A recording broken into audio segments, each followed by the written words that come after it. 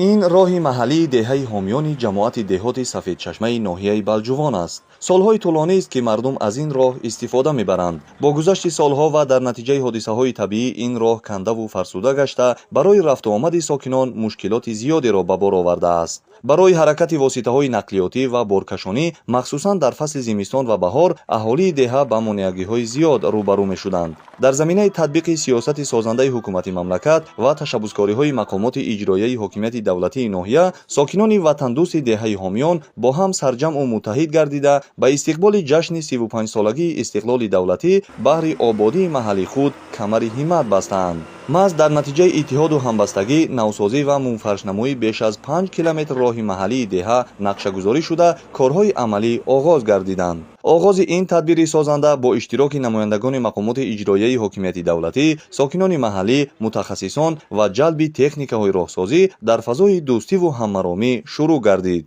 حالا مرحله تخت و هموارکنی، کندن جنس‌های کوهی، وسیع‌کنی و استوارگردانی زیرقبتی راه آغاز گشته، روند عملی سازی نقشه پیشبینی گردیده سرعت بخشیده می‌شود. اجرای چنین تشبث افتخار خرد و بزرگ دهه را به بار آورده است. با دستور و هدایت‌های پیشوای معظم ملت پرزیدنت مملکت جناب عالی محترم امامی رحمان در تمام گوشه و کنار جمهوری کارهای آبادانی بخشیده به 35 سالگی استقلالیت دولتی به مرام ادامه دارد. ما باشندگان دهه حامیان جماعت دهات سفیدچشمه ناحیه بلجان اقدام پیشگرفته پیشوای معظم ملت را سرمشق کاری خود نموده اقدام گرفته‌ایم که با دستگیری مردم دهه و شخصان خیرخواه راه دهه‌مان را تا جشن 35 سالگی استقلال دولتی اسفالت‌پوش نماییم. طبق نقشه پیش بینی شده راه مذکور تا جشن 35 سالگی استقلال دولتی منفرش کرده می شود. همچنین در شفت این راه ماشینگرد بنیاد راه پیاده‌گذر، جویبارهای آبروی بتونی